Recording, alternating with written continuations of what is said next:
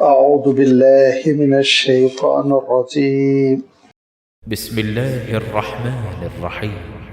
سيقول السفهاء من الناس ما ولاهم عن قبلتهم التي كانوا عليها قل لله المشرق والمغرب يهدي من يشاء إلى صراط مستقيم وكذلك جعلناكم أمة وسطا لتكونوا شهداء على الناس ويكون الرسول عليكم شهيدا وما جعلنا القبلة التي كنت عليها إلا لنعلم من يتبع الرسول ممن ينقلب على عقبيه وإن كانت لكبيرة إلا على الذين هدى الله وما كان الله ليضيع إيمانكم إن الله بالناس لرؤوف رحيم قد نرى تقلب وجهك في السماء فلنولينك قبلة ترضاها فول وجهك شطر المسجد الحرام وحيث ما كنتم فولوا وجوهكم شطره وإن الذين أوتوا الكتاب ليعلمون أنه الحق من ربهم وما الله بغافل عما يعملون ولئن أتيت الذين أوتوا الكتاب بكل آية ما تبعوا قبلتك وما أنت بتابع قبلتهم وما بعضهم بتابع قبلة بعض ولئن اتبعت أهواءهم من بعد ما جاءك من العلم إنك إذا لمن الظالمين الذين آتيناهم الكتاب يعرفونه كما يعرفون أبناءهم وإن فريقا منهم ليكتمون الحق وهم يعلمون الحق من ربك فلا تكونن من الممترين ولكل وجهة هو موليها فاستبقوا الخيرات أينما تكونوا يأتي بكم الله جميعا إن الله على كل شيء قدير ومن حيث خرجت فول وجهك شطر المسجد الحرام وإنه للحق من ربك وما الله بغافل عما تعملون ومن حيث خرجت فول وجهك شطر المسجد الحرام وحيث ما كنتم فولوا وجوهكم شطره لئلا يكون للناس عليكم حجة إلا الذين ظلموا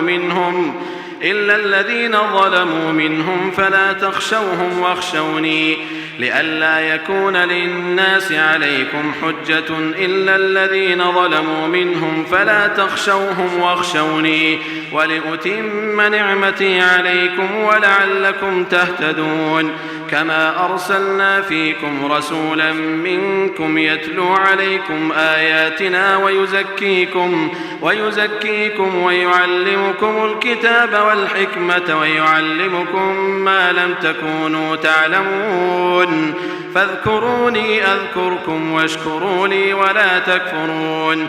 صدق الله العظيم. الحمد لله رب العالمين والصلاة والسلام على سيد المرسلين وعلى آله وأصحابه أجمعين أما بعد. सूरत अल-बकरा की ये 11 आयतें हैं जिनके भी आपके सामने तिलावत की गई।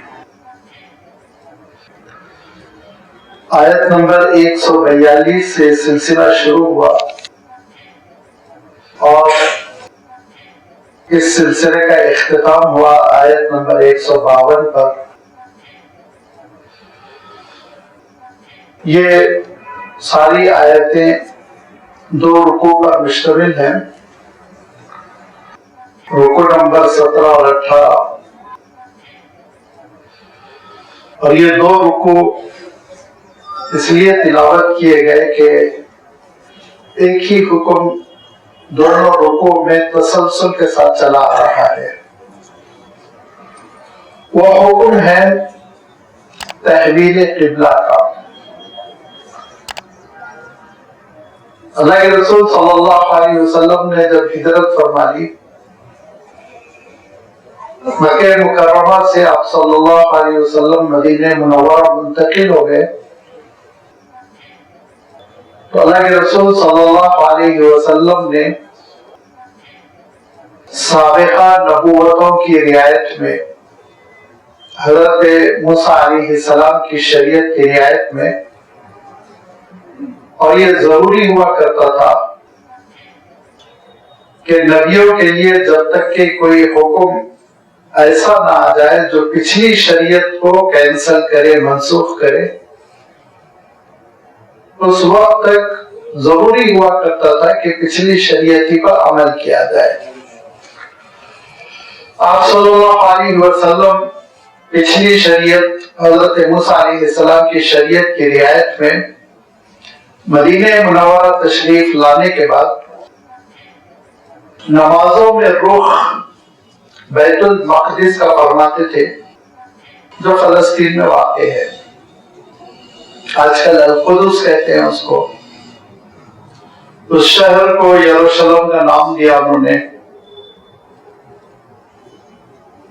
اسلامی اصطلاح میں بیت المقدس کہتے ہیں اور ہندوستانی عام طور پر بیت المقدس کہتے ہیں، جو بھی آپ تعبیر کر لیں۔ جب آپ صلی اللہ علیہ وسلم مدینہ منورہ تشریف لائے اور بیت المقدس کا اپنے رخ فرمایا تو لامحالہ اللہ کے رسول صلی اللہ علیہ وسلم کی پیٹھ نماز کے موقع پر قبلے کی طرف ہوا کرتی تھی۔ اگر آپ اس کو قبلہ تصور کریں اور آپ اپنے آپ کو مکہ مکرمہ میں سمجھیں اور پیچھے جو منبر محراب ہے اس کو آپ بیت المقدس سمجھیں تو یہ آپ کا رخ قبلے کی جانب بھی ہو گیا، بیت المقدس کی جانب بھی ہو گیا۔ ادھر جو بیٹھیں گے، ادھر جو بیٹھیں گے، یا جس سمت میں میں بیٹھا ہوں تو بیت المقدس کی جانب رخ نہیں ہو سکے گا، صرف قبلے کا ہوگا۔ اللہ کے رسول صلی اللہ علیہ وسلم مکہ مکرمہ میں ایسے ہی رخ فرماتے تھے کہ حرم شریف کے شمال میں کھڑے ہوتے تو خود بخود جنوب میں فلسطین پڑ جاتا ہے، بیت المقدس کا بھی رخ ہو جاتا تھا۔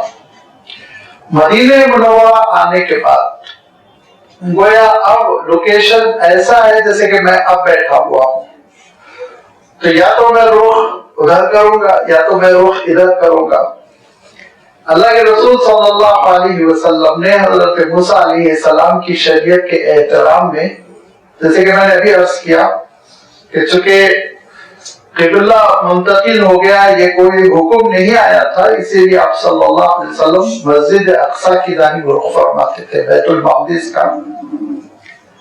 لیکن آپ صلی اللہ علیہ وسلم کو یہ علم تھا، یہ اطلاع تھی کہ یہ حکم ٹیمپرری ہے، عارضی ہے، اور کعبۃ اللہ ہی اصل، حرم شریف ہی اصل قبلہ ہے، مگر حکم کے منتظر تھے، کیونکہ نبی و رسول اللہ کے حکم کے بغیر کوئی چیز نہیں کرتے، لہذا اللہ تعالیٰ کے حکم کے منتظر تھے۔ یہاں تک کہ 16 مہینے کچھ دن گزر گئے، بعض روایتوں میں آتا ہے 16 ماہ 10 دن، بعض روایتوں میں آتا ہے 16 ماہ 15 دن، بعض روایتوں میں آتا ہے 17 مہینے۔ بہرحال یہ مدت گزر گئی مدینہ منورہ میں، اور آپ صلی اللہ علیہ وسلم کا رخ مسجد اقصی کی جانب، بیت المقدس کی جانب ہی ہوا کرتا تھا۔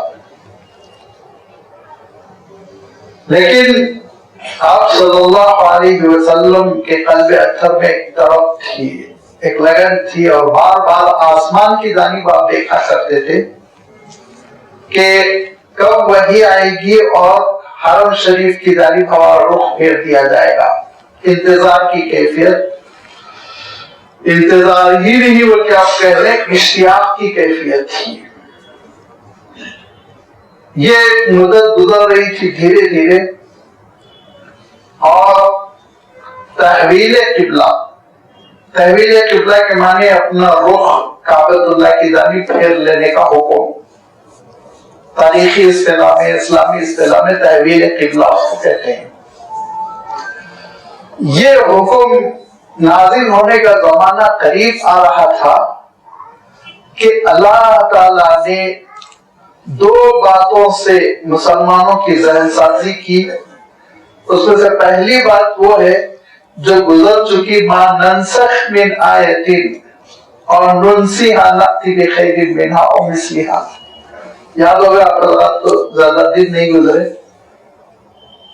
3-4 اتوار پہلے، ایک مہینہ پہلے یہ آیت آ چکی ہے جس میں اللہ تعالیٰ نے ارشاد فرمایا ہم دین کا کوئی حکم منسوخ نہیں کرتے، کینسل نہیں کرتے، مگر یہ کہ اس سے بہتر حکم تم کو دیتے ہیں.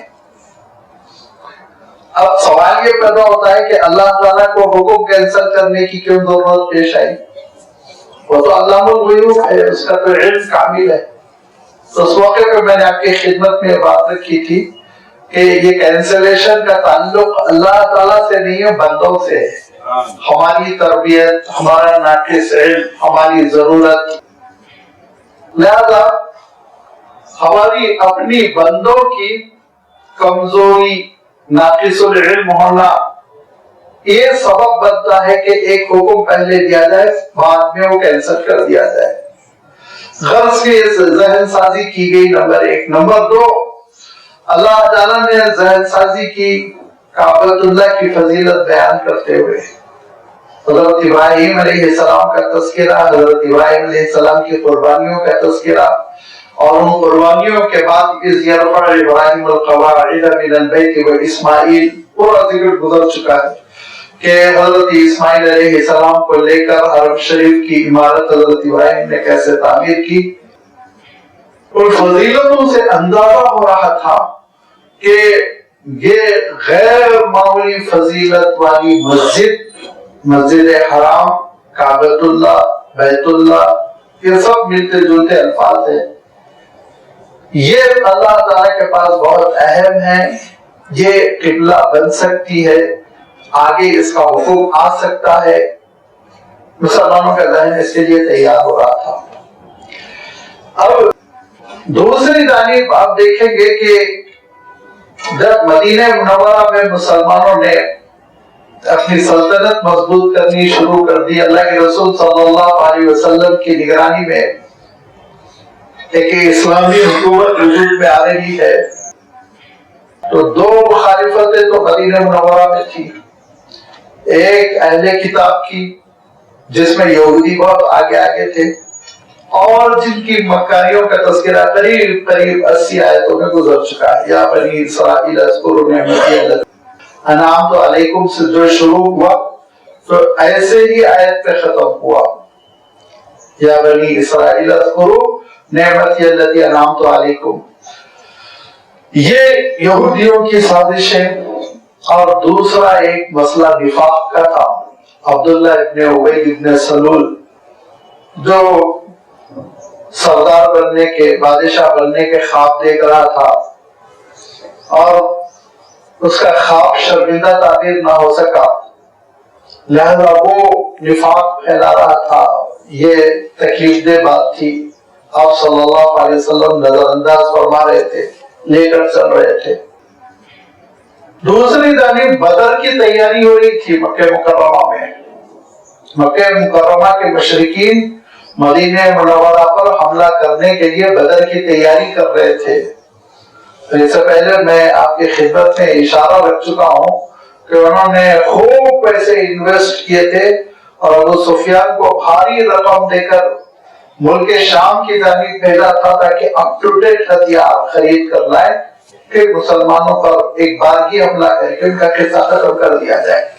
یہ ان کا ٹارگیٹ تھا. اسی لیے آپ صلی اللہ علیہ وسلم اس قافلے کو روکنا چاہ رہے تھے. پھر بدر کی جنگ ہو گئی، وہ تفصیل سورۃ الانفال میں انشاءاللہ آئے گی. لہذا ان مخالفتوں میں یہ جو تحویل قبلے کا حکم آیا، اس کی اتنی تاریخی اہمیت ہے، اس قدر تاریخی اہمیت ہے کہ وہ نہ صرف یہ کہ قبلے کی تحویل ہے، بلکہ قیادت کی تحویل ہے، امامت کی تحویل ہے.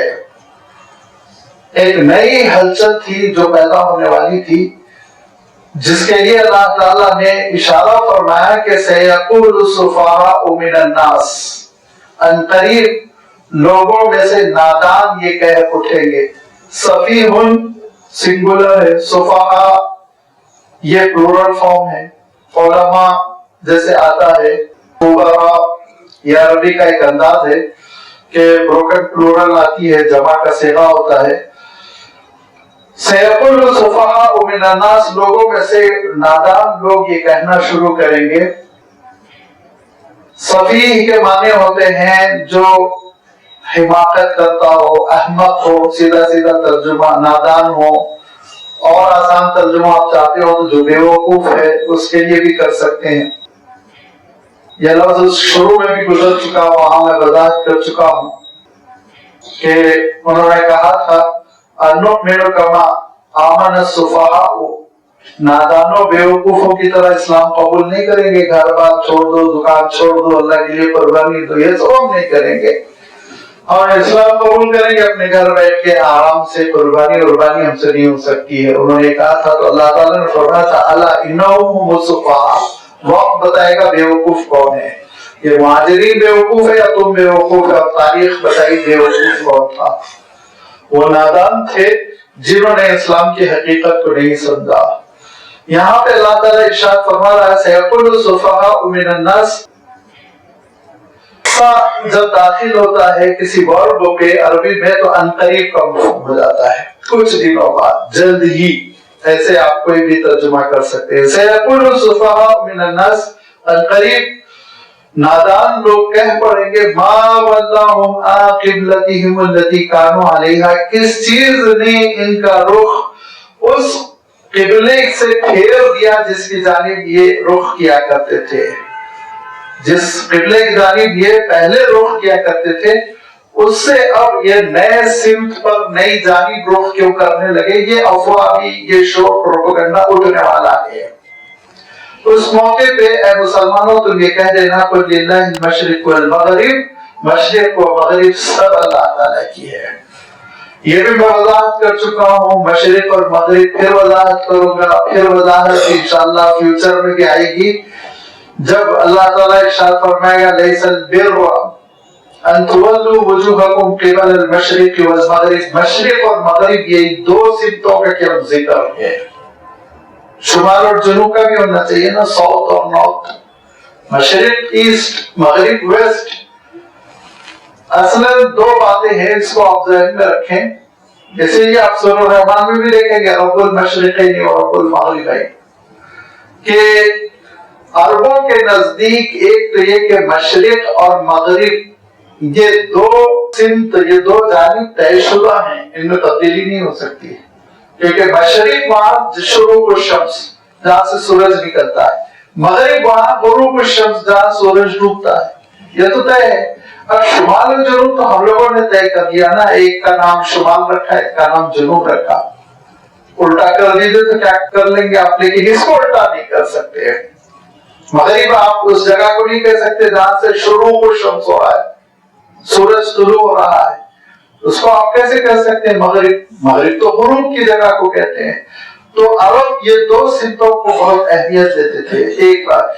दूसरी बात ये है कि दो जो पिछले आसमानी मज़ाहिब थे ये अपनी एक नादानी की वजह से मशरिक और मगरिब की लड़ाई में फंसे हुए थे।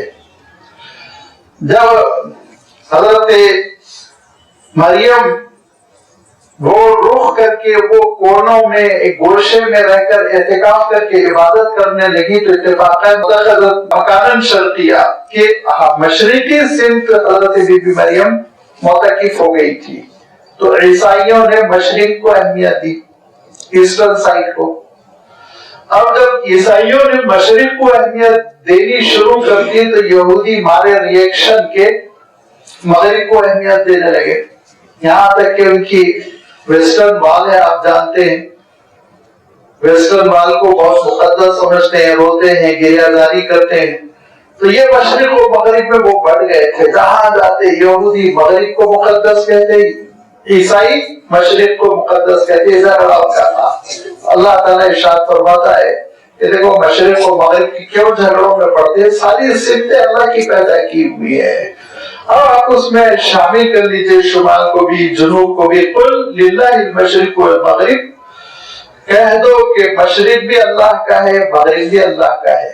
یہدی من یشاء الی صراط مستقیم، اور ہدایت دیتا ہے اللہ تعالیٰ صراط مستقیم کی جانب جس کو چاہتا ہے.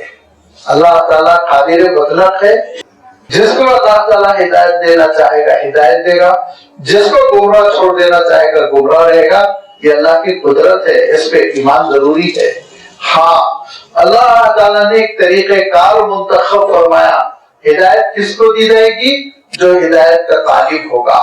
اور ہدایت سے محروم کس کو رکھا جائے گا؟ جو بے نیاز رہے گا، جس کو ہدایت کی کوئی خواہش نہیں، دعا نہیں، تمنا نہیں، طلب نہیں، اللہ تعالیٰ بھی اس کو محروم چھوڑ دے گا. وَكَذَلِكَ جَعَلْنَاكُمْ أُمَّةً وَسَطًا لِتَكُونُوا شُهَدَاءَ عَلَى النَّاسِ.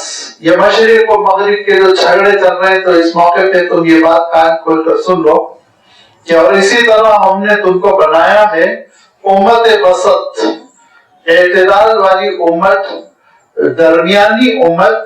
لِتَكُونُوا شُهَدَاءَ عَلَى النَّاسِ، تاکہ تم لوگوں پر گواہ رہو. وَيَكُونَ الرَّسُولُ عَلَيْكُمْ شَهِيدًا، رسول تم پر گواہ رہیں. کعبۃ اللہ کی جانب رخ کرنا ایک بہت بڑی نعمت ہے، اور اس نعمت کا اظہار اس سے ہوتا ہے کہ کعبۃ اللہ کی جانب رخ کرنے والی امت امت وسط ہے، اعتدال والی امت ہے، درمیانی امت ہے. اور جو چیز درمیانی ہوتی ہے وہ بہت اچھی ہوتی ہے. بعد میں بھی آپ دیکھیں گے اللہ تعالیٰ نے اسی لیے زیتون کے سلسلے میں ارشاد فرمایا نا، لا شرقیت ولا غربیہ، کہ ایک باغ ہے، اس کے کنارے جو درخت لگے رہتے ہیں اس کو جانور کھاتے رہتے ہیں، لڑکے پتھر مار کے درخت کو بگاڑتے رہتے ہیں، لیکن جو بیچوں بیچ باغ کے درخت ہوتے ہیں وہ بہت عمدہ ہوتے ہیں، سیف ہوتے ہیں، اس کے پھل اچھے ہوتے ہیں. تو درمیانی چیز بہت اچھی سمجھی جاتی ہے، اعلیٰ درجے کی سمجھی جاتی ہے. اور اسی طرح درمیانی ہونا اس معنوں میں بھی اعتدال ہونا. اعتدال کے ساتھ کیسا اعتدال کہ عیسائیت اور یہودیت میں یہ اعتدال کم ہو گیا کہ عیسائیت میں غلو ہے. حضرت عیسیٰ علیہ السلام کو انہوں نے خدائی میں شامل کر دیا، اور یہودیت میں اتنی کمی ہے کہ کسی نبی کی شان کا اعتراف نہیں کرتے. موسیٰ علیہ السلام کے ساتھ بشمول موسیٰ علیہ السلام احترام، محبت، عقیدت، تقدس، یہ ان کی ڈکشنری میں الفاظ ہی نہیں ہے. تاریخ کے ہیروز ہے بس ان کے پاس، اتنا ہی. لہذا افراد و تفرید کے درمیان یہ امت ہے، یہ امت ہے جو خدا کو خدا کا مقام دیتی ہے اور رسول کو رسول کا مقام دیتی ہے، صالحین کو صالحین کا، مجرمین کو مجرمین کا. یہ ہے اعتدال. اعتدال یہ ہے کہ یہ امت دین کے ساتھ دنیا کو لے کر چلتی ہے. یہاں جوگی بننا، ننس بننا، پوپ بننا یہ ضروری نہیں ہے. اپنے گھروں میں رہ کے تم خدا کے مقرب بن سکتے ہو، اور اپنے اہل و عیال کے درمیان رہتے ہوئے، انسانوں کی خدمت کرتے ہوئے تم اللہ تعالیٰ کے نیک بندے بن سکتے ہو. یہ درمیانی امت ہے. اللہ کے رسول صلی اللہ علیہ وسلم یہ پسند نہیں فرماتے تھے کہ پوری رات جا کر عبادت کی جائے. فرماتے تھے آرام کرو، اپنے بدن کو بدن کا حق دو. فرمایا مطلب پر آرام کر لو. جب انشراح ہو جائے تو کھڑے ہو جاؤ، نماز پڑھو، اللہ کو یاد کرو، قیام اللیل کرو. آپ صلی اللہ علیہ وسلم یہ پسند نہیں فرماتے تھے لگاتار روزے رکھے جائیں. آپ صلی اللہ علیہ وسلم کہتے تھے گیپ دو بیچ میں، یہاں تک کہ کم سے کم ایک دن کا تو گیپ دو. یہ فرماتے تھے لگاتار روزے نہ رکھو. صحابہ میں سے کسی نے کہا آپ تو ایک ہفتہ، ڈیڑھ ہفتہ لگاتار روزے رکھتے. تو فرمایا میری طرح تم نہیں بن سکتے نا، میرا معاملہ دوسرا ہے. میں رسول ہوں اللہ کا، مجھے میرا رب کھلاتا ہے پلاتا ہے، وہ کیفیت تم کو تھوڑی ملے گی. اللہ کے رسول صلی اللہ علیہ وسلم کے بہت سے خواص ہیں. روزانہ جبرائیل امین سے ملاقات ہوتی ہے، تو ہم بھی ویسے ہی بن جائیں گے کیا؟ یہ ہو نہیں سکتا، امپاسبل ہے. تو فرمایا تم ایک دن، آخری اجازت میری ہے کہ ایک دن روزہ رکھو تو ایک دن چھوڑ دو، ورنہ فرمایا بہتر تمہارے لیے یہ ہے ایام 20 کے 3 روزے رکھو، دوشنبے کے دن کا روزہ رکھو، جمعرات کے دن کا روزہ رکھو. یہ کافی ہے. فرمایا کیوں؟ یہ امت اعتدال ہے، اور اس امت کے اندر افراط و تفریط نہیں ہے، مبالغہ کرنا، زیادتی کرنا کہ اللہ تعالیٰ کی خوشنودی کے لیے ضروری ہے کہ میں شادی نہ کروں، درخت پہ بیٹھ جاؤں اور گیان میں لگا رہوں، یہ سب اسلام میں نہیں ہے۔ پورے اعتدال کے ساتھ زندگی بسر کرو، یہ ہے امت وسط، اور بڑی لمبی تشریح ہے۔ وَكَذَلِكَ جَعَلْنَاكُمْ أُمَّةً وَسَطًا، اور دیکھو ہم نے تم کو ایک درمیانی امت، ایک عمدہ امت بنایا، خیر امت بنایا۔ کیوں؟ لِتَكُونُوا شُهَدَاءَ عَلَى النَّاسِ، تاکہ تم لوگوں پر گواہ رہو۔ شہید گواہ کے معنوں میں تو شہادت اولا ہے اشہد اللہ الہ الا اللہ، اشہد ان محمد رسول اللہ کہنا، یہ شہادت اولا، یہ پہلی سیڑھی ہے کہ اللہ میں گواہی دیتا ہوں آپ کے سوا کوئی معبود نہیں، میں گواہی دیتا ہوں کہ آپ کے رسول، آخری رسول حضرت محمد مصطفیٰ صلی اللہ علیہ وسلم ہیں۔ تو یہ گواہی سے جو سلسلہ شروع ہوتا ہے، تو پھر شہادت عظمیٰ ہے کہ انسان کو اپنی جان نچھاور کر دے، جس کو ہم شہید کہتے ہیں عام طور پر۔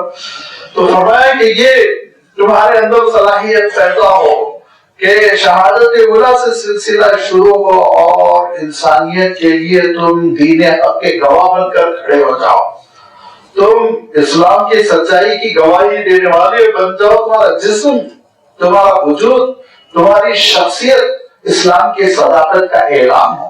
بازار میں، دکان میں، ایوان میں، گھر میں، بیرون خانہ، ہر جگہ تمہارا کردار وہ کردار عباد الرحمن الذین یمشون علی الارض ہونا۔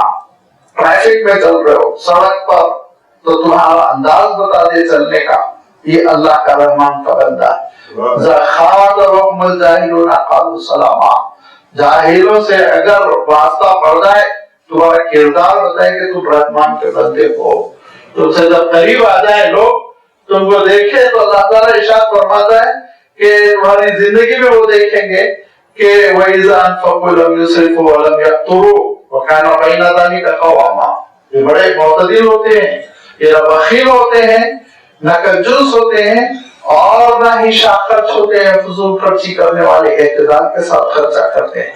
تو ان سے قریب ہو گیا، قریب ہونے کے بعد سے وہ تم کو دیکھ رہا ہے، تمہاری راتوں میں چھاکا تو دیکھا، وَالَّذِينَ يَبِيتُونَ لِرَبِّهِمْ سُجَّدًا وَقِيَامًا، غفلت کی نیند سونے والے نہیں ہوتے، یہ رات میں اٹھتے ہیں، اپنے رب کو یاد کرتے ہیں، سجدے کرتے ہیں، رکوع کرتے ہیں، اور پوری وہ آیتیں آپ پڑھتے چلے جائیے سورۃ الفرقان کی۔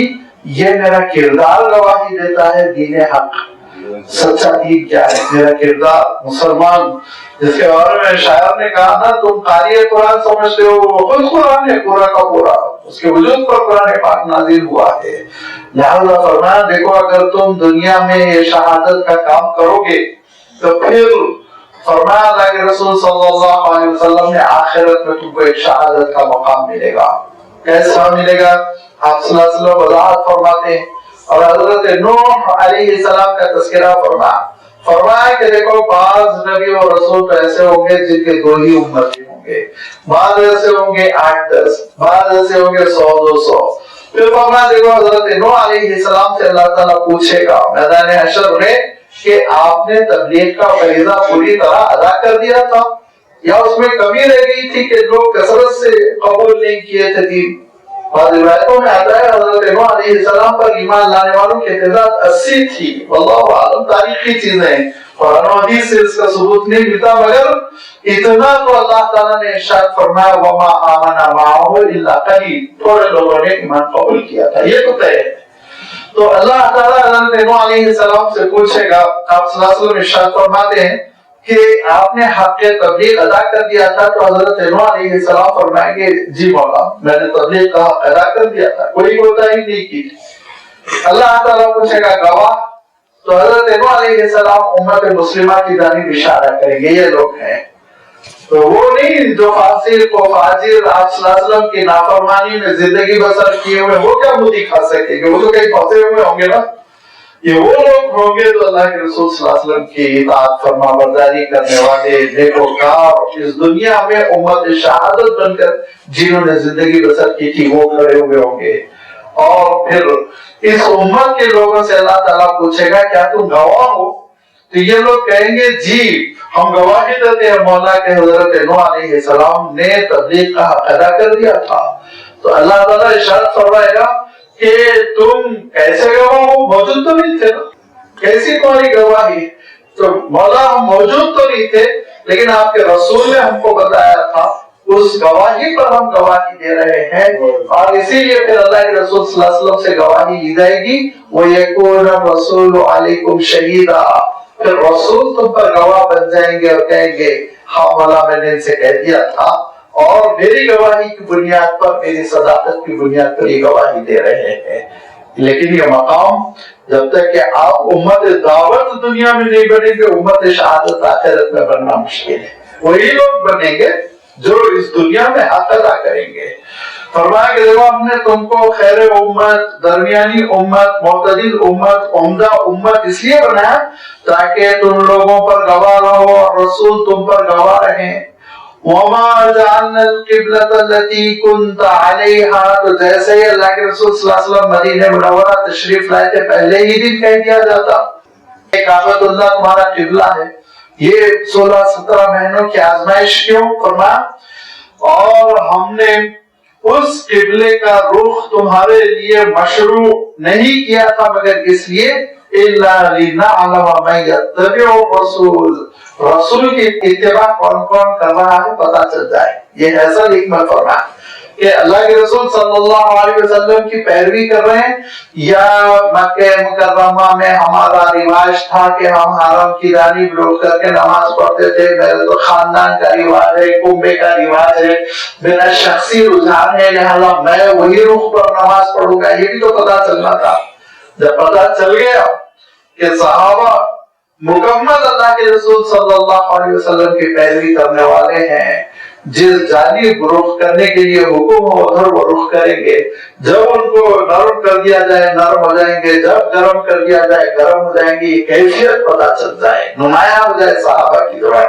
إِلَّا لِنَعْلَمَ مَن يَتَّبِعُ الرَّسُولَ مِمَّن يَنقَلِبُ عَلَىٰ عَقِبَيْهِ، اور ان لوگوں سے اتباع رسول کرنے والے ممتاز ہو جائیں، الگ ہو جائیں، ان کی آئیڈینٹیفائی ہو جائے، وہ جو ينقلب على عقبیہ اپنی پیٹ کی جانب پھرنے والے ہیں، دین چھوڑ کر رسم و رواج کی طرف، اپنے پرانے دین کی طرف پلٹنے والے ہیں، وہ اور اللہ کے رسول صلی اللہ علیہ وسلم کی کامل پیروی کرنے والے، دونوں میں امتیاز ہو جائے، فرق ہو جائے۔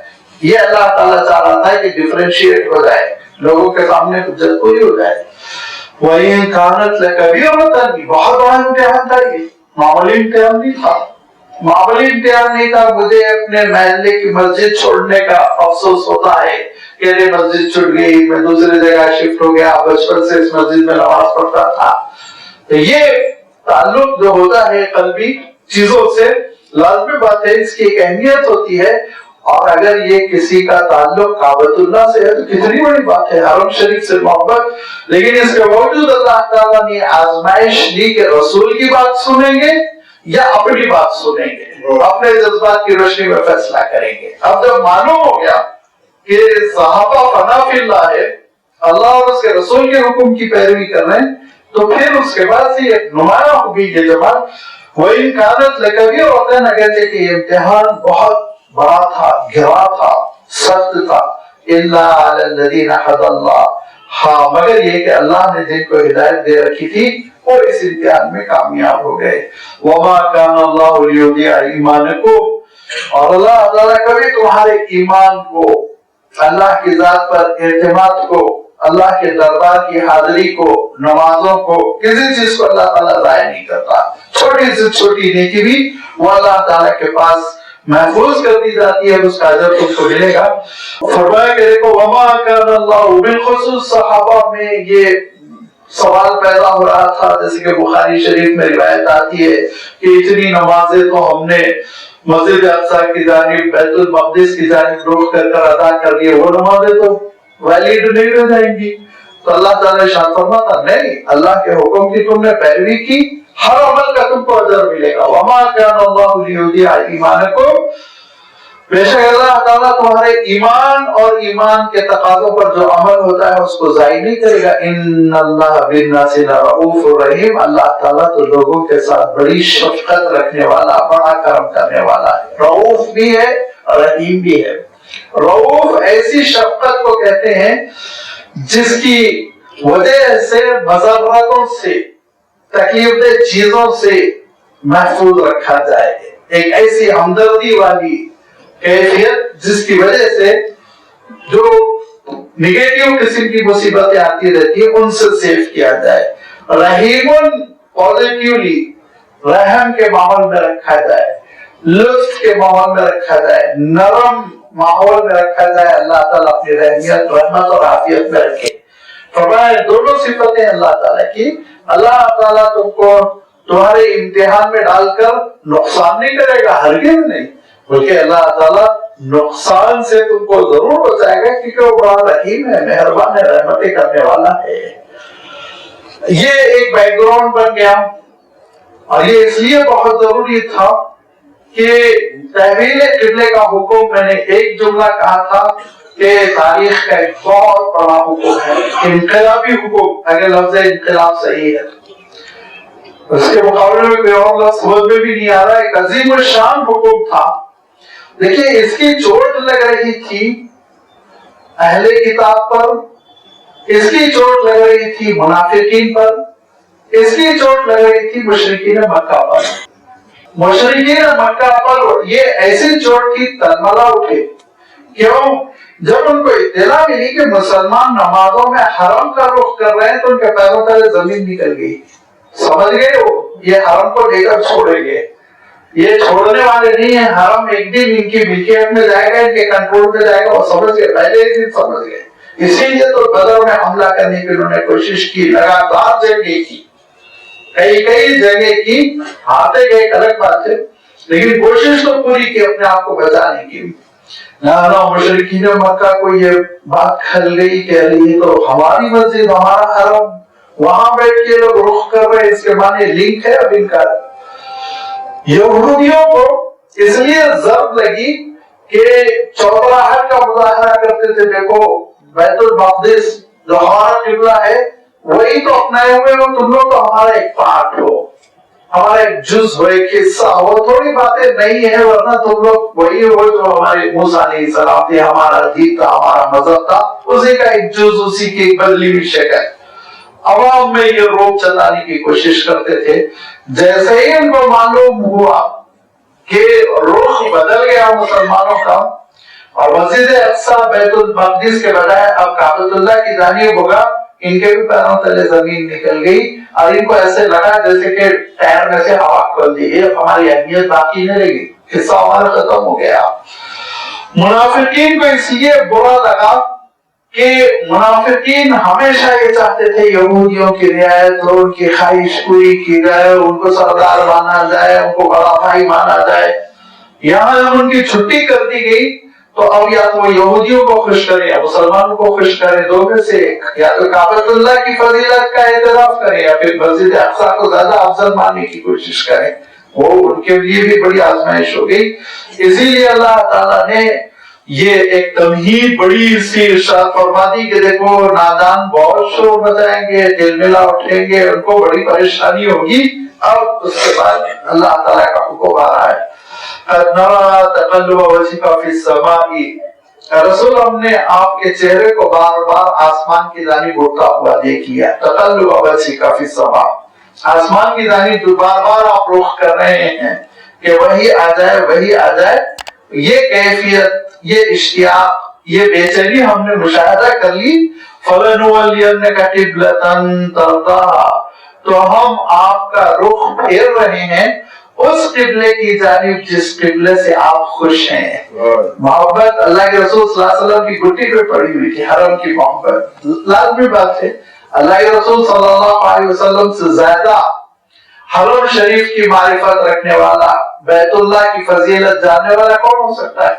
لہذا اللہ کے رسول صلی اللہ علیہ وسلم جس سے راضی تھے, جس پر خوش تھے, جو چاہتے تھے, وہ قبلے کی جانب اب رخ کرنے کا حکم آ رہا ہے. پہلا حکم وَفَوَلِّ وَجْهَكَ شَطْرَ الْمَسْجِدِ الْحَرَامِ, اپنا رخ پھیر لیجئے نمازوں میں. یہاں نمازوں کا لفظ نہیں ہے لیکن حکم آگے ہے, اس کی وضاحت اسی لیے میں ترجمے میں تھوڑا سا اس کو آپ اس کو انڈر بریکٹ کر لیجئے. کہ اپنا رخ پھیر لے آپ مسجد حرام کی جانب، شطر جانب۔ المسجد الحرام اس مسجد کو کہتے ہیں جس کے بیچوں بیچ کعبہ ہے، پوری مسجد ہے، اس کو المسجد الحرام، غیر معمولی احترام والی مسجد، جس میں شکار کھیلنا حرام، جس میں کسی کو تکلیف پہنچانا حرام، مجرم کو سزا دینا حرام۔ تو بڑے احترام کے لیے اس کا نام رکھا گیا، خوب احترام والی مسجد المسجد الحرام۔ تو فرمایا کہ آپ اپنا رخ پھیر لیں مسجد حرام کی جانب۔ یہ تو ہو گیا مسجد میں جب آپ ہیں، گھر میں جب آپ ہیں۔ فرمایا وَحَيْثُ مَا كُنْتُمْ فَوَلُّوا وُجُوهَكُمْ شَطْرَهُ، یہ مدینہ منورہ کے یہ حکم خاص نہیں ہے، امریکہ میں بھی ہو تو رخ پھیرنا ہوگا، جاپان میں بھی ہو تو، ہندوستان میں بھی ہو تو، جہاں کہیں تم دنیا میں رہو اپنا رخ مسجد حرام کی جانب کرنا۔ وَحَيْثُ مَا كُنْتُمْ، جہاں کہیں تم رہو، فَوَلُّوا وُجُوهَكُمْ شَطْرَهُ، تو اسی کی جانب تم اپنے چہرے کو کرنا، ورنہ تمہاری نماز نہیں ہوگی۔ وَإِنَّ الَّذِينَ أُوتُوا الْكِتَابَ، بے شک جن کو کتاب دی گئی تھی، لَيَعْلَمُونَ أَنَّهُ الْحَقُّ مِنْ رَبِّهِمْ، وہ جانتے ہیں یہ حکم اللہ کی جانب سے، کیونکہ ان کی کتابوں میں تھا کہ آنے والا رسول اپنا چہرہ اور اپنا رخ نمازوں میں حرم کی جانب کرے گا، ان کی کتابوں میں تھا۔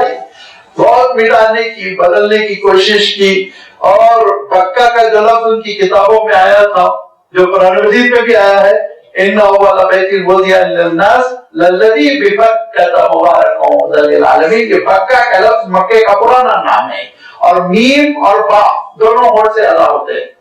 اب ذرا مخرج ادا کر لیجیے، اگر اچھے مولوی صاحب نے آپ کو تجوید پڑھائی ہوگی تو مخرج کا طریقہ بتایا گیا ہوگا، اور جس لفظ کا مخرج حمزہ لگائیے اور جس لفظ کا مخرج معلوم کرنا ہے اس کو ساکن کر دیجیے۔ اب دیکھیے قریب ہے بالکل، تو یہ قریب المخارج الفاظ بدل جایا کرتے ہیں، عام طور پر تبدیلی ہوا کرتی ہے۔ تو با دھیرے دھیرے دھیرے میم سے چینج ہو گیا، بکہ تھا وہ، اور بکہ کے معنی قدیم زبان میں بتائے گئے گناہوں کو دھونے والی بستی، یہ بکہ نام تھا پرانا۔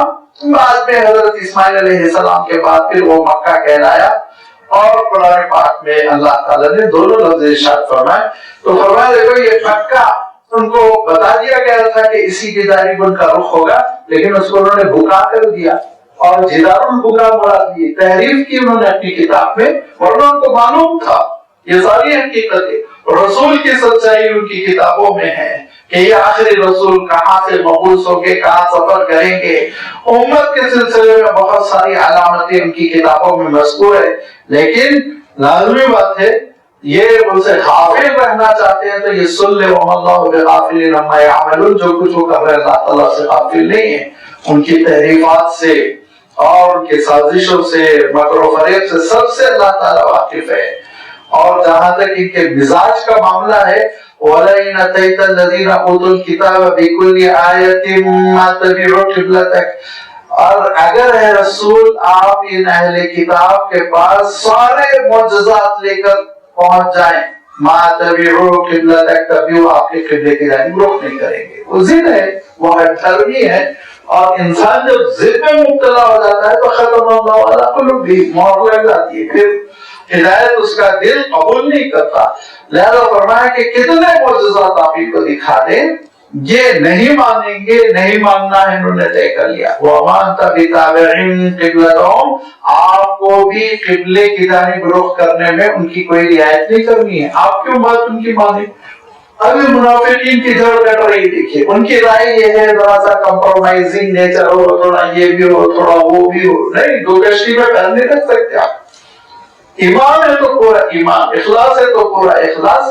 لہذا یہ نہیں ہو سکتا کہ ہم عقیدے میں مسلمان اور تہذیب میں یہودی، کلچر میں ہندو، دکان میں عیسائی، نہیں، اسلام ہے تو پورا اسلام ہے۔ فرمایا کہ یہ نہیں ہو سکتا کہ آپ ان کی رعایت کر جائیں، جیسے کہ منافقین کی تجویز ہے کہ تھوڑا سا بھائی کم سے کم فرض میں قبلے کی جانب رخ کر لو، حرم کی جانب، نوافل میں ادھر کر لو، نہیں، یہ سب نہیں چلے گا، کرنا ہے ٹوٹل تو کرنا ہے۔ لہذا فرمایا وَمَا بَعْضُهُمْ بِتَابِعٍ قِبْلَةَ بَعْضٍ، اور فکر آپ کیوں کرتے ہیں، یہ خود بھی تو ایک دوسرے کے قبلے کی جانب رخ نہیں کرتے، وہ مشرق کی جانب کرتے ہیں، یہ مغرب کی جانب کرتے ہیں، خود بھی تو آپس میں لڑ رہے ہیں، ایک وقت 30 ماہ قائم ان کی رعایت کی جائے، آپ کے معاملے میں کسی کی رعایت نہیں ہوگی۔ وَلَئِنِ اتَّبَعْتَ أَهْوَاءَهُم مِّن بَعْدِ مَا جَاءَكَ مِنَ الْعِلْمِ إِنَّكَ إِذًا لَّمِنَ الظَّالِمِينَ، اگر آپ ان کی خواہشات کی رعایت کریں گے جبکہ آپ کے پاس وحی آ چکی ہے تو پھر یاد رکھیں انک اذا لمن الظالمین، آپ کا شمار ظالموں میں سے ہوگا۔ کوئی گنجائش نہیں ہے کہ ان اہل کفر کی رعایت کی جائے، لازمی بات ہے حکم تو مانا جائے گا، اللہ تعالیٰ کا مانا جائے گا۔ الذین آتیناہم الکتاب یعرفونہ کما یعرفون ابناءہم، پھر تاکید کر دی اللہ تعالیٰ نے کہ جن کو ہم نے کتاب دے رکھی ہے وہ اللہ کے رسول صلی اللہ علیہ وسلم کو اور اللہ کے رسول صلی اللہ علیہ وسلم سے متعلق تمام اشیاء کو، جس میں قبلہ بھی ہے، یعرفونہ جانتے ہیں، کما یعرفون ابناءہم، جیسے باپ اپنے بیٹے کو جانتا ہے۔ باپ کو اپنے بیٹے کے جاننے میں کوئی شبہ نہیں ہوتا، کتنے مجمع میں ہو وہ اپنے بیٹے پہ نظر پڑتے ہی وہ جان لیتا ہے۔ تو جیسے باپ کو دشواری نہیں پیش آتی ہے بیٹے کو پہچاننے میں، ایسے ہی ان کو کوئی دشواری نہیں پیش آئی اللہ کے رسول صلی اللہ علیہ وسلم کو پہچاننے میں، کوئی دشواری نہیں پیش آئی۔ حضرت سلمان فارسی رضی اللہ تعالیٰ عنہ کا واقعہ پڑھیے، کس طرح ان کے پادریوں نے بتایا تھا کہ آخری رسول کہاں آنے والے ہیں، اور ایران سے سفر کرتے کرتے حضرت سلمان فارسی مدینہ منورہ پہنچے تھے اللہ کے رسول کی تلاش میں۔ آپ واقعہ پڑھیے پورا، آپ نے اپنا سفر نامہ بیان کیا۔ شہزادے تھے وہ ایران کے، معمولی آدمی نہیں تھے، شہزادے تھے۔ جب انہوں نے دیکھا کہ کچھ لوگ ہیں جو نماز پڑھ رہے ہیں، رکوع کر رہے ہیں، عبادت کر رہے ہیں، تو پوچھا آپ لوگ کون ہیں؟ کہا حضرت عیسیٰ علیہ السلام کو ماننے والے۔ کہا آپ کا مذہب اچھا لگا۔ ہم لوگ تو ایران میں اجنبی ہے، واپس ہو رہے ہیں، ملک شام جا رہے ہیں، وہاں سے آئے ہوئے ہیں۔ حضرت سلمان نے کہا میں بھی آپ کے ساتھ چلوں گا۔ والد کو خبر ملی، زنجیروں سے باندھ ڈالا ان کو، کئی دن زنجیروں سے بنے پڑے رہے، بس جس دن کھلے بھاگے اور پھر پہنچ گئے اس قافلے کے ساتھ ملک شام۔ شام میں ایک بڑے راہب کی خدمت میں رہے، اور اس زمانے میں وہی اہل حق تھے، وہی دیندار تھے، عبادت گزار تھے، ان کے ساتھ رہے۔ جب وہ مرنے لگے تو کہا کہ اب میں کہاں جاؤں؟ انہوں نے کہا کہ دیکھو اب فلاں جگہ جو ہے وہ بہت اللہ والا ہے، نیک ہے، اس کی خدمت میں چلے جاؤ۔ اس کی خدمت میں پہنچے، تھوڑے دنوں کے بعد وہ بیچارہ بھی چل بسا، اس نے تیسرے کے پاس پہنچایا، تیسرے کے پاس پہنچے، اور وہ جب نزا کے عالم میں ہوا تو کہا وصیت کیجیے میں کہاں جاؤں؟ تو اس نے کہا اب تو تم کو کہیں جانے کی ضرورت نہیں، آخری رسول کے ظہور کا وقت آ چکا ہے اور علامتیں ظاہر ہو گئی، لہذا تم اس مقام پہ جاؤ جہاں ہرا کی پہاڑیاں ہیں، وہیں وہ رسول کی نبوت کا بڑا اعلان ہوگا۔ ہرا کی پہاڑیاں ہیں مدینے کی طرف، لہذا حضرت سلمان فارسی وہاں پہنچ گئے۔ ایک یہودی کے باغ میں آپ کام کرتے تھے، مزدوری کرتے تھے، جس کی وجہ سے پیٹ بھرنے کی مقدار میں آپ کو مزدوری مل جاتی، گزر اوقات فرما رہے تھے کہ ایک دم ہلچل ہوئی، اللہ کے رسول صلی اللہ علیہ وسلم کی ہجرت کی۔ آپ باغ میں پانی دے رہے تھے، کنویں سے ڈول کھینچتے، درخت میں پانی ڈالتے، پھر کنویں کی طرف جاتے۔ اسی اسنا باغ کا مالک بیٹھا ہوا ہے، اس کا چچا زاد بھائی دوڑتا ہوا آیا اور کہا کہ مسلمان جن کا انتظار کر رہے تھے وہ آ گئے۔ حضرت سلمان کے ہاتھ سے ڈول گر گیا۔ مالک نے کہا تجھے کیوں دلچسپی، ہماری بات تو کیوں سن رہا ہے؟ تھپڑ مار دی اس نے۔ لیکن حضرت سلمان فارسی نے کوئی تاثر نہیں دیا، شام ہونے تک اپنی ڈیوٹی انجام دی، شام میں اپنی مزدوری لی، اور مزدوری لے کر اللہ کے رسول صلی اللہ علیہ وسلم کی خدمت میں پوچھتے ہوئے آگے۔ آپ صلی اللہ علیہ وسلم قباء کے مقام پہ بھی تشریف فرما ہے، اور مجلس سے لوگ بیٹھے ہوئے ہیں تھوڑے سے سامنے۔ ابھی آپ مدینہ منورہ بھی نہیں پہنچے ہیں، قباء میں حضرت سلمان پہنچ گئے، اور اس کے بعد سے حضرت سلمان نے قریب پہنچ کے کھجوریں نکالی جو مزدوری میں ملی تھی، اور کہا یہ صدقہ ہے۔ آپ صلی اللہ علیہ وسلم نے اس کو لے کر کسی کے حوالے کیا، غریبوں میں تقسیم کر دو کہا۔ اس پہ کہا اولا، یہ لفظ کہا۔ پھر اس کے بعد سے دوسری جیب سے کھجوریں نکالی، پھر آپ کی خدمت میں کہا ہدیہ ہے، حضور اکرم صلی اللہ علیہ وسلم نے سامنے رکھ کے خود بھی ایک نوش فرمایا، صحابہ سے کہا تم لوگ کھا سکتے ہو، ثانیہ۔ اب صحابہ جو بیٹھے ہوئے ہیں وہ پریشان، اولا مانے پہلی، ثانیہ مانے دوسری، یہ کیا بات ہے؟ پھر اس کے بعد سے حضرت سلمان فارسی اٹھے اور ادھر پیچھے آگے آپ صلی اللہ علیہ وسلم کے، آپ صلی اللہ علیہ وسلم نے اپنے شانے پر جو شال تھی اس پر سے پیچھے کی طرف سرکا دیا، یوں جیسے ہی سرکایا تو کہا ثالثہ، اور رونے لگے، کہا ثالثہ تیسری، اور رونے لگے۔ لوگوں نے پوچھا کیا کہہ رہے ہو؟ تو کہا کہ مجھے جو راہب نے کہا تھا آخری رسول آئیں گے، میرے پاس ان کی 3 علامتیں ہیں۔ دیکھیں کتنی آپ صلی اللہ علیہ وسلم کی آمد کی پیشن گوئیاں تھی۔ کہا ان کی 3 علامتیں ہیں، صدقہ نہیں کھائیں گے، ہدیہ قبول کریں گے، اور ان کے پشت پہ مہر نبوت ہوگا۔ یہ تینوں چیزیں میں دیکھ لیا، پوچھا کہ جب ہو گیا تو خوش ہونا چاہیے نا، رو کیوں پڑے؟ تو کہا میں رو اس لیے پڑا کہ میں شہزادوں جیسا تھا، باپ کو چھوڑا، وطن کو چھوڑا، محل کو چھوڑا، ٹھوکریں در بدر کی کھاتے کھاتے آخر کار میں اللہ کے رسول صلی اللہ علیہ وسلم تک پہنچ گیا۔ تو اللہ کے رسول نے کہا سلمان منا اہل البیت، سلمان تو ہمارے پاس ہمارے گھر والوں کی طرح ہو، سینے سے لگایا آپ نے۔ تو ایسی نشانیاں تھی اللہ کے رسول صلی اللہ علیہ وسلم کی۔ آج بھی آپ اگر بائبل اٹھا کر پڑھیں تو 20 بلا مبالغہ 20 مقامات ایسے ہیں جس کا مزداد صرف اللہ کے رسول صلی اللہ علیہ وسلم ہو سکتے ہیں، کوئی اور نہیں۔ لیکن حسد، اناد، دین سے دشمنی، خواہشات نفس کی پیروی اور دل اللہ کے لیے نرم نہ ہونا، یہ کیفیت ان کو مار ڈالی۔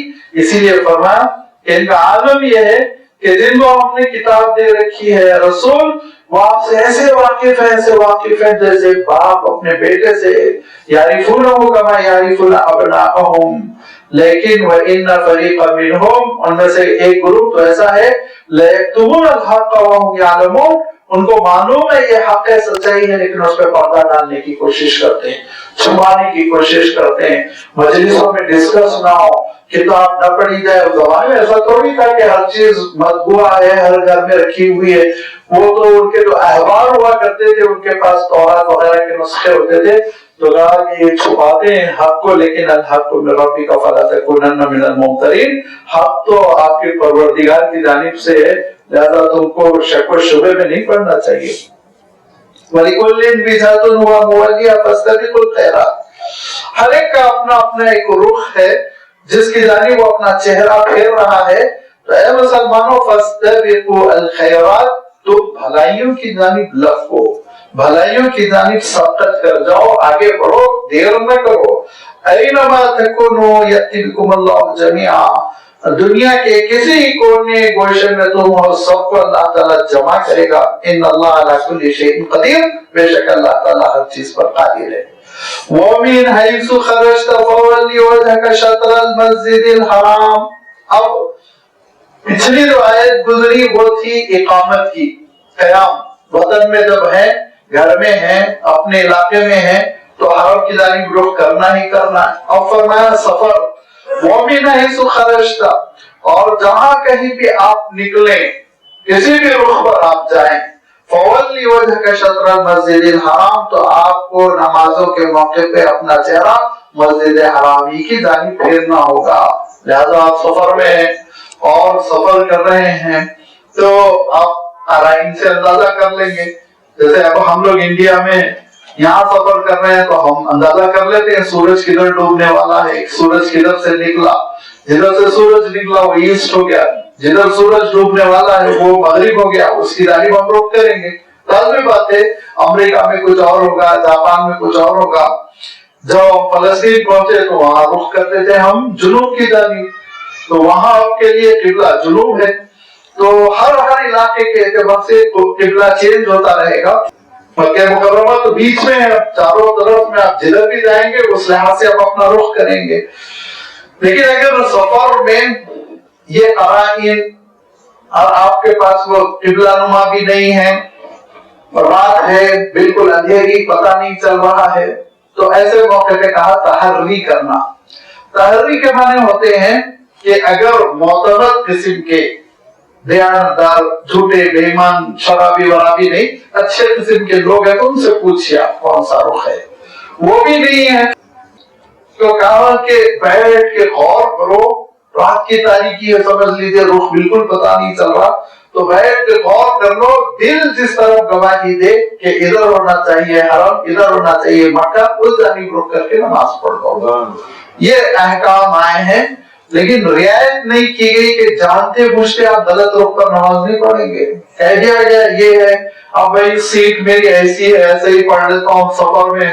ایک بار نفل میں ایسا ہوا کہ کسی صحابی نے رکعت باندھ لی لیکن پھر سواری ایسے مڑ گئی، صحابی نے نماز کی تکمیل کر لی کہ میں کیا کر سکتا تھا، گھوڑے پہ سوار تھا، اونٹ پہ سوار تھا، لیکن جو حکم ہے شرعی حکم وہ یہ کہ آپ نماز حرم ہی کی جانب مکہ مکرمہ ہی کی جانب کر کر پڑھیں گے۔ وَإِنَّهُ لَلْحَقُّ مِن رَّبِّكَ، بے شک یہ حقیقت تمہارے رب کی جانب سے ہے۔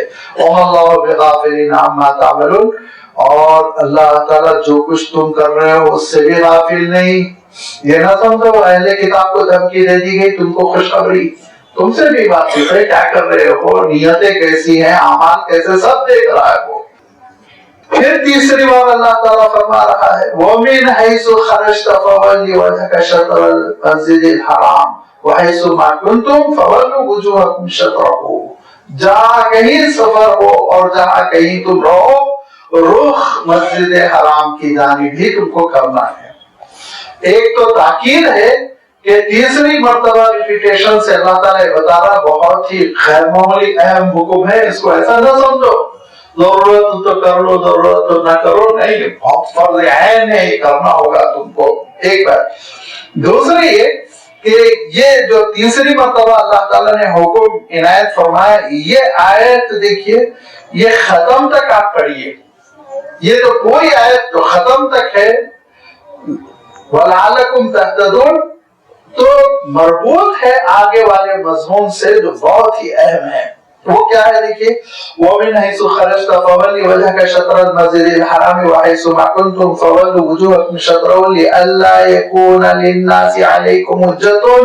نمبر ایک، حجت پوری، ختم، اب کاٹ دیا گیا، کوئی امیدیں تم سے وابستہ نہ رہے کہ تم یہ رعایت کرو گے وہ رعایت کرو گے، نہیں، مستقل امت کو، اور ان کو یہ بتلا دیا گیا کہ اب یہ امت کا رخ تبدیل ہو گیا ہے، لہذا اب یہ امت مستقل امت ہے، اور یہ رخ کی تبدیلی یہ پیغام دے رہی ہے کہ امامت کی منتقلی ہے، قیادت کی منتقلی ہے، منصب شہادت کی منتقلی ہے، کہ فضلتکم علی العالمین جو تم سے کہا گیا تھا چھین لیا گیا، اب اس امت میں شامل ہو جاؤ تو تم کو بھی یہ حق ملے گا، ورنہ اب تم گئے ریٹائرڈ ہو گئے، تم سے ایک کرسی چھین لی گئی، کرسی تو دیتی ہے منصب تم سے لے لیا گیا۔ اللہ فرمایا تاکہ لوگوں کے لیے حجت پوری ہو جائے، کوئی حجت کرنے کی ان کو گنجائش نہ رہ جائے، الا الذین ظلموا منہم، لیکن ظالم تو بک بک کرتے رہیں گے، ٹھیک ہے، نظر انداز کیجئے۔ نمبر ایک حکمت، جو مسجد اقصی بیت المقدس کے بجائے مسجد حرم کی جانب رخ کرنے کا جو حکم دیا گیا، اس کی پہلی حکمت یہ کہ ان کا تمہارا اب معاملہ دین کے معاملے میں صاف، تم مستقل بذات ہو، تمہارا اپنا دین، تمہاری اپنی شریعت، تمہاری کتاب، تمہارے رسول، اب تم کو بالکل مستقل امامت کے ساتھ جینا ہے۔ نمبر دو وَلِيُتِمَّ نِعْمَتِي عَلَيْكُمْ، اور میں چاہتا ہوں کہ اپنی نعمت تم پر مکمل کر دوں۔ یہ قبلے کی جانب مسجد حرام کی جانب رخ کرنا معمولی چیز نہیں ہے۔ قبلے کی جو نعمت مسلمانوں کو ملی وہ واقعہ یہ ہے کہ ساری امتوں کے درمیان امت مسلمہ کے امتیاز کو، فضیلت کو اور ان کے اعلیٰ معیار کو بتلاتی ہے۔ یہ اللہ کا وہ مقام تھا جس کو اللہ تعالیٰ نے روز اول منتخب کر لیا تھا۔ ان اول بیت وضع للناس للذی ببکۃ مبارکہ، عبادتوں کا مرکز روز اول سے تھا، حضرت آدم علیہ السلام کے زمانے سے تھا، حضرت نوح، حضرت ہود، حضرت صالح، حضرت ابراہیم، حضرت اسماعیل، حضرت اسحاق۔ ہاں، حضرت موسیٰ علیہ السلام کے زمانے میں ان ضدیوں نے مطالبہ کیا تھا کہ یہاں تو حضرت ابراہیم کی قبر ہے، یہاں تو حضرت اسحاق کی قبر ہے، تو ہم کو آپ حکم دیجئے کہ ہم رخ مسجد اقصی کی جانب کریں۔ تو ان کی ضد دیکھ کر اللہ تعالیٰ نے کہا تھا ٹیمپروری، عارضی طور پہ ٹھیک ہے کر لو مسجد اقصی کی جانب رخ، لیکن اصل تو ہے کعبہ، قبلہ۔ یہ وہ قبلہ ہے، یہ وہ کعبہ ہے، یہ وہ بیت اللہ ہے جس کے بارے میں خود اللہ تعالیٰ ارشاد فرماتا ہے کہ طہر بیتی، بیت میرا گھر فرما، میرا گھر ارشاد فرما۔ کتنے بڑے اعزاز کی بات ہے، میرا گھر ارشاد فرما اللہ تعالیٰ نے۔ یہ وہ گھر ہے جس کے اطراف اکثر و بیشتر نبیوں نے طواف کیا۔ یہ وہ گھر ہے جو پوری قربانیوں کے بعد حضرت ابراہیم نے اس کی چار دیواری بلند کی۔ یہ وہ گھر ہے کہ ایک طرف خلیل اللہ ہے، دوسری طرف ذبیح اللہ ہے، دونوں مل کر مزدوری کر رہے ہیں، گھر کی تعمیر کر رہے ہیں۔ یہ وہ گھر ہے جس کے دامن میں حضرت ابراہیم نے پیشانی رکھی، حضرت اسماعیل نے، حضرت اسحاق نے، انبیاء علیہ السلام نے۔ یہ وہ گھر ہے جس کے بارے میں فرمایا لا اقسم بهذا البلد وانت حل بهذا البلد، آخر رسول اسی شہر میں، اسی کعبے کے دامن میں رہے، یہیں سے آپ کی بعثت ہوئی، یہیں سے نبوت کا آغاز، یہیں سے رسالت کا سفر شروع ہوا، یہیں سجدے ہوئے، یہیں تہجدیں ہوئی، یہیں کتنے آنسوئے جو اللہ کے رسول صلی اللہ علیہ وسلم کے گرے، یہیں کتنی آرزویں جو اللہ کے رسول صلی اللہ علیہ وسلم نے دعاؤں کی شکل میں مولا کے دربار میں پیش کی، یہیں سے اللہ کے رسول صلی اللہ علیہ وسلم آسمان کی طرف سفر کر گئے، معراج پر تشریف لے گئے۔ یہ بہت بڑی نعمت ہے مسلمانوں جو تم کو مل رہی، بہت بڑی نعمت ہے، اس نعمت کی قدر کرنا۔ اور اس نعمت کی قدر یہ ہے کہ اس گھر سے تعلق رکھنا، اس گھر کے مزاج کے مطابق اپنا مزاج بنانا، اور اس گھر کے پیغام کو ہمیشہ اپنے اندر زندہ رکھنا۔ وَلِيُتِمَّ نِعْمَتِهِ عَلَيْكُمْ، اور اس لیے بھی ہم بار بار تم کو تحویل قبلے کا حکم دے رہے ہیں تاکہ ہم اپنی نعمت تم پر مکمل کر دیں۔ وَلَعَلَّكُمْ تَهْتَدُونَ، اور تیسری بات اللہ تعالیٰ ارشاد فرما رہا ہے تاکہ تم راہ راست پر رہو، صراط مستقیم پر رہو، ہدایت یافتہ رہو۔ مسجد حرام کی جانب رخ کر کر نمازیں پڑھنے سے ہدایت کا کیا تعلق ہے؟ روحانی طور پر تو بہت ہے، الفاظ میں نہیں بیان کر سکتا ہے، لیکن ظاہری طور پر میں آپ کو بتا دوں، ظاہری طور پر بتا دو کہ یہ پوری امت بکھری ہوئی ہے اس پوری دنیا میں، امریکہ، جاپان، آسٹریلیا، دور دور جہاں انسان آباد ہے وہاں آپ کو مسلمان مل جائیں گے۔ کتنے صدیوں روس نے ظلم کیا لیکن اپنے آپ کو مسلمانوں سے خالی نہیں کر سکا، اور کتنی چائنا نے کوشش کر لی لیکن اپنے ملک کو مسلمانوں سے عاری نہیں کروا پایا۔ الحمدللہ ہر جگہ مسلمان ہیں، ہر جگہ مسلمان ہیں۔ تو ایسی پھیلی ہوئی امت اگر ایک ڈوری میں بندھی ہوئی نہ ہو تو ہر علاقے کے اعتبار سے دین کا ایڈیشن ہو جائے گا۔ انڈین اسلام الگ، جاپانی اسلام الگ، آسٹریلیا کا اسلام الگ، امریکہ کا اسلام الگ، لیکن اللہ تعالیٰ نے حج کے ذریعے کعبۃ اللہ سے جوڑ کر مسلمانوں کو ایک ہی رکھا، ایک ہی اسلام، وہ اسلام جو مکے میں، وہ اسلام جو مدینے میں، وہ جو سعودیہ میں، وہی ہندوستان میں، وہی امریکہ میں، وہی جاپان میں، وہی چائنا میں، ہر جگہ وہی اسلام رہے گا، وہی 5 وقت کی نمازیں رہیں گی، قبلے کی جانب رخ رہے گا، اذان رہے گی، نماز رہے گی، تلاوت رہے گی، قیام رہے گا، رکوع رہے گا، سجدے رہے گا۔ کہیں آپ جائیے بہت سی چیزوں میں آپ کو فرق ملے گا، فرائض میں فرق نہیں ملے گا، پورا فرض آپ بالکل اطمینان کے ساتھ ادا کر لیجیے، کہیں آپ کو کوئی اجنبیت نہیں محسوس ہوگی۔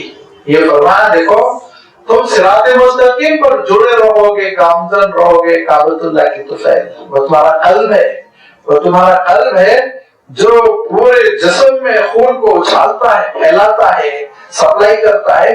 یہ کعبۃ اللہ یہ پورے وجود میں، اس دنیا کے پورے وجود میں حق کو پھیلاتا ہے، سچائی کو پھیلاتا ہے، اسلام کو پھیلاتا ہے۔ مسلمان وہاں جاتا ہے پھر اس رنگ میں ڈھل جاتا ہے، اپنے علاقے میں جاتا ہے، کعبۃ اللہ کا سفیر بن جاتا ہے، نمائندہ بن جاتا ہے اور دین حق پہنچاتا ہے۔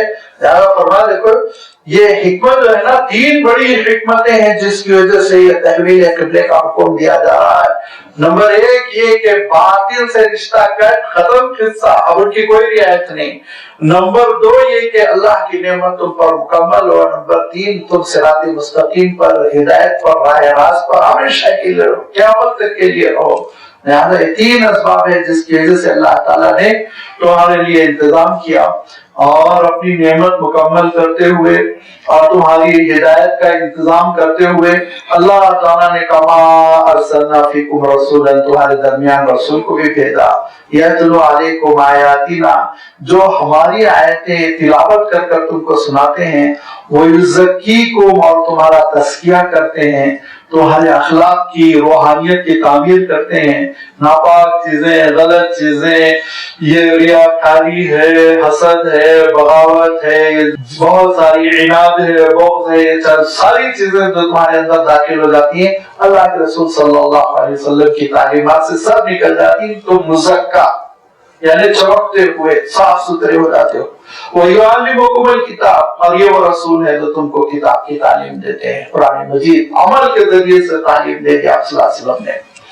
وَالْحِكْمَةَ، اور تمہارے اندر دانائی پیدا کرتے ہیں، شعور، عقل مند، نادان قسم کے نہ ہو کہ باشعور امتی بن کر زندگی بسر کرو۔ وَيُعَلِّمُكُم مَّا لَمْ تَكُونُوا تَعْلَمُونَ، اور اس چیز کی تعلیم فرما رہے ہیں جس سے تم واقف نہیں تھے۔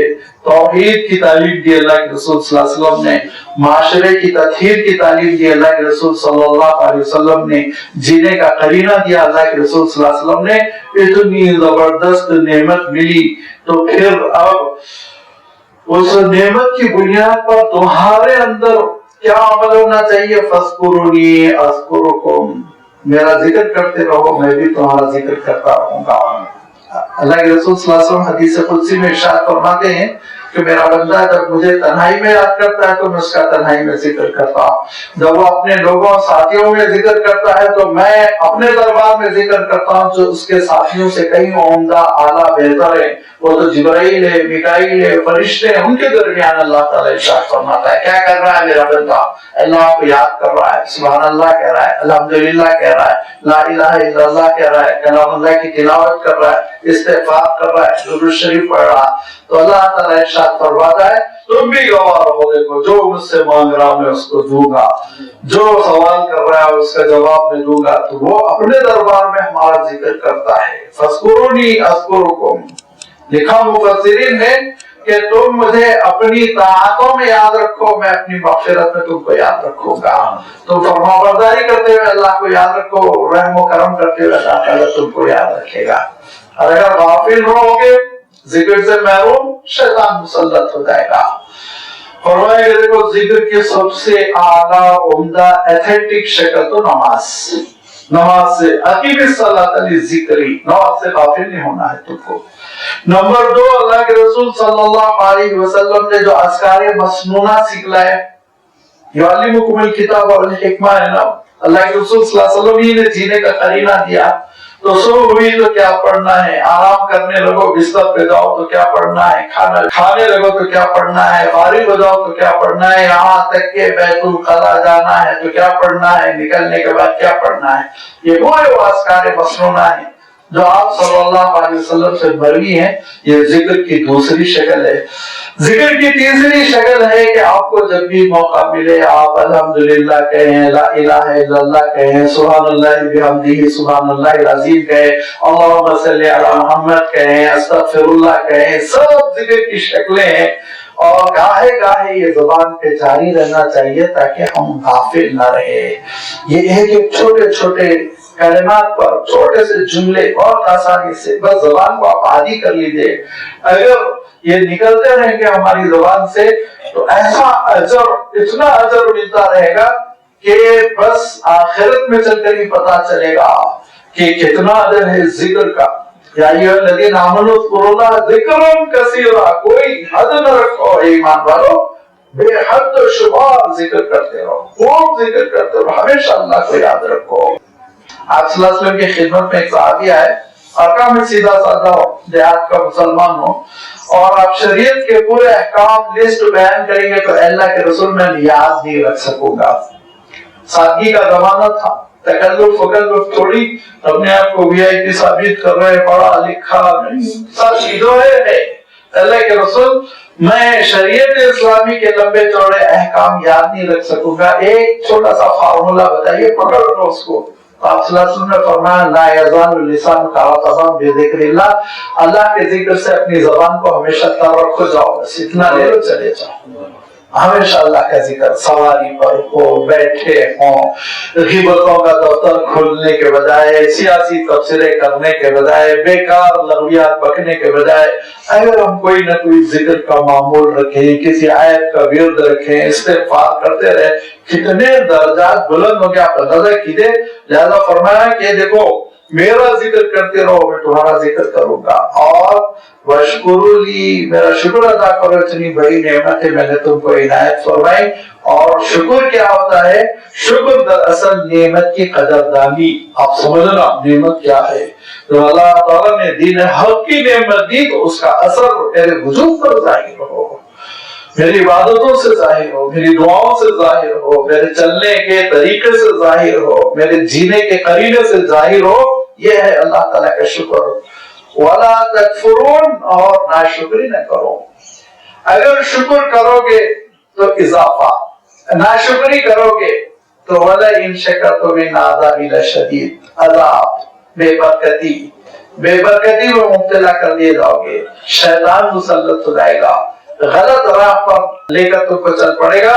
لہذا ہمیشہ اللہ کو یاد کرتے ہوئے، اس کا شکر ادا کرتے ہوئے، اس کے دین پر عمل کرتے ہوئے تم زندگی بسر کرو تو اللہ تعالیٰ نے جو عظیم الشان نعمت عنایت فرمائی، قبلے کی، کعبۃ اللہ کی نعمت، رسول اللہ کی نعمت، کتاب اللہ کی نعمت، ان کی قدردانی ہوگی اور پھر تمہارا مقام بلند ہوتا چلا جائے گا۔ جیسے کہ میں نے عرض کیا، ذکر کا سب سے عمدہ طریقہ تو نماز ہے، لہذا آگے اللہ تعالیٰ نے نماز اور اپنی آزمائشیں کیسے بندوں پر نازل ہوتی ہے اس کا تذکرہ کیا، انشاءاللہ اس کی وضاحت آئندہ اتوار آپ کی خدمت میں رکھی جائے گی۔ وآخر دعوانا ان الحمد للہ رب العالمین۔